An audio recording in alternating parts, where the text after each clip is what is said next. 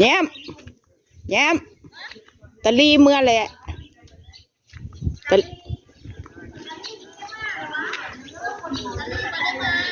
บอกเพื่อสมานี่สารคาม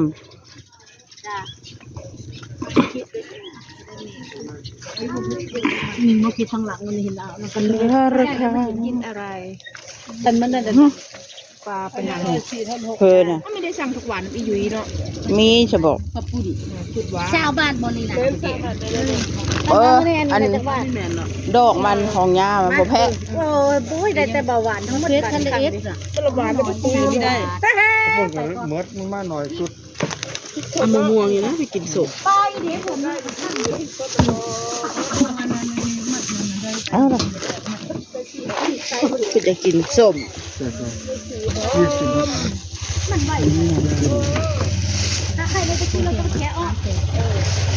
เพลินนะกุ้งบ่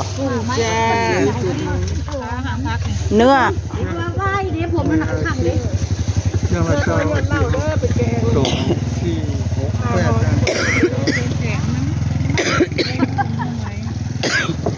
ไม่ได้คนแก่นั่งสมาธิชมกันไม่เห็นหัวมันลาพอเราไปซื้อกับข้าวกับน้ำเริ่มหมูป่าเมียไผเกาะมีบาเซนแล้ววะจักเซนแล้วมากับปตอย3 บาท100,000 บาทเลยบักกระบุญบอกมีละอ่ะ100,000มันเป็นเยอะแม่จะบอกเนี่ยกระบุญเอายังกินวะเบิ่งเขาค่อยนะแล้วแกงคือเกาะคือทั่วมีอันกินเนาะต้องกินได้วันนี้แล้วก็ไปเลือกตั้งเลือกผู้แทนนายกเลือกทั้งนายกบ่เลือกละผู้แทนท่านเลือกไปก็เท่านั้นเลือกผู้แทนเลือกไปจะเลือกเพื่อนในยุคนี้กายวะเข้าไปบริหารบ้านเมืองเราจะได้เงินคืออันน้อยอันใหญ่อันแบบใดเอาเพลอเนี่ยอันนี้เหรอฉันมันประจักษ์ฉันมันประจักษ์น้อย90 บาทบอกเมนฮอลล์ฟิตแต่นั้นเอามาพริกให้แน่พริกสดนะครับคุณชาวบ้านอันนี้หรือว่าสมัยบอกมาละ10 บาทเอาเงินน้ำหน้าเด่นนะเด้อเดือน40หรือ40บอก30ยัน30บอกแต่นั่นก็30เป็น60กินของหวานได้มีไม้นึงบอกแต่นั่นก็30อย่าไปกินของหวานอะไรได้โอ๊ะเป็น85นะครับ85โตโอ้ยนิดหน่อยอ่างสังยามาอุกอ่างละชวนมันหลายขนาดฮิบเอาส่วนมันที่โลหลายชวนยางส่วนยางก็ห้วยเมยก็ได้เจ้าแล้วเมื่อคืนนี่ก็ไม่ได้กินอ๋อจิ๋วก็2 มื้อ3 มื้อแล้วไม่ได้กินมันล่มแล้วไม่กินมันไม่ลุกมันเมยแต่กินก็อยู่ตะก้นมันปุ๊มีลมกันแม่นล่มพิลึกอะไรก็คือยางมันบ่ออกเลยนะมันเนาะก็กินนะชาวบ้านบอกได้มันชนพ่อได้กินได้เขาทั้งพุ่นหน้าแก่นะเขาปิดหมดแล้วเอ้ยคอยว่าปิดแล้วเพราะมันบ่มีน้ำนั่นละปิดละมันไม่ได้งอแล้วก็ได้กินมันไม่ได้งอแล้วมันก็ได้กินนะนะมันไม่ได้น้ำมันไม่ได้คนมันไม่โต๊ะได้หอมเงินกับมันได้เป็นขีดนั่นแหละนี่เห็นไหมมีลงมาใส่กล้องใส่แบบไหนอันนี้ชาวบ้านครับคุณจำลองนั่นน่ะใส่ไปเลยอีสานบ่อันนี้หมูนี่ค่ะอันนี้หมูอีสานบ้านเฮาเห็นไหมไม่ได้ลงมาเป็นหมูเนื้อหมูอันใดเชฟตะต้อย30 บาทคุยของเขาค่อยนั้นข้างล่างนี้ไปคิดอะไรกินนะเอาสมุนออกนะคุณจำลอง40แล้วครับ40 บาทอันนี้พอ40เป็น50ข้านเห็ดหน่อไม้กี่ขานเอาแม่ไหนยัดแค่เดียวรถอุ้ยถุงมันหลายอยู่ถุงมันหลุดออกพยายามจะหลงมันลงเพลอ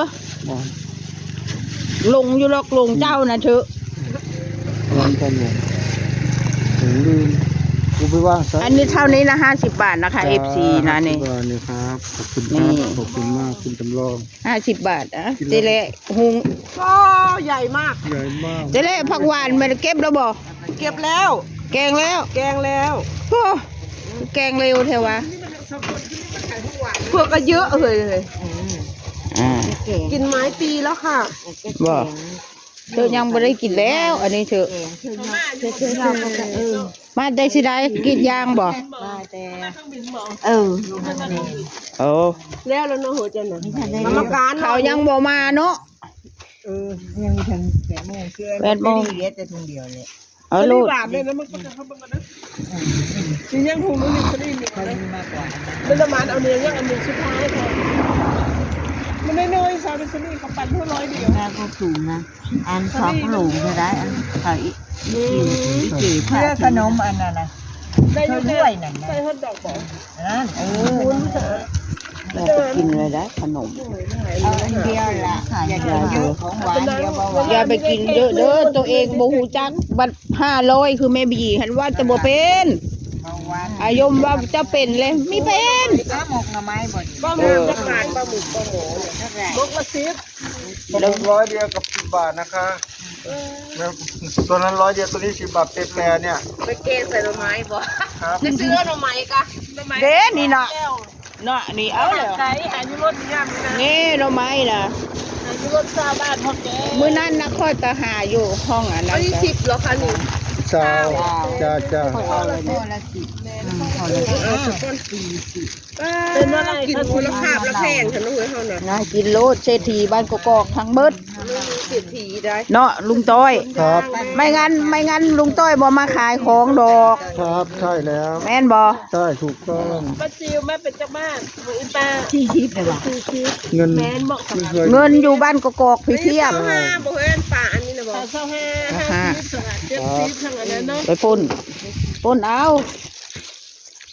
ที่กกอกทุกคน เศรษฐีกอกๆทุกคน เอาลูกน้อยไม่ได้มาจากวัดเราเฮ้ยเอากระทู้ใหญ่โลดเอาไปเพื่อลูกน้องบอก คนลูกน้องก่อนลูกน้องเอ้ยแม่นอยู่หน้าหันบ่บ้านกกตูมบ่เอ้ยแม่น อันนี้เรากุ้งเหรอ มันบ่แซ่บได้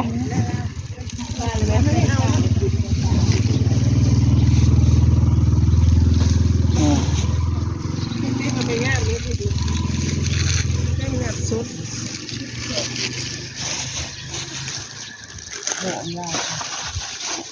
รู้น้ำตาลพริกก็มี ครับ10 บาทค เดี๋ย รั ว บ เราก็นึกถึงอันนั้นเราก็บ่อยากกินของหวานก็ได้ ต้นยังเลยนะ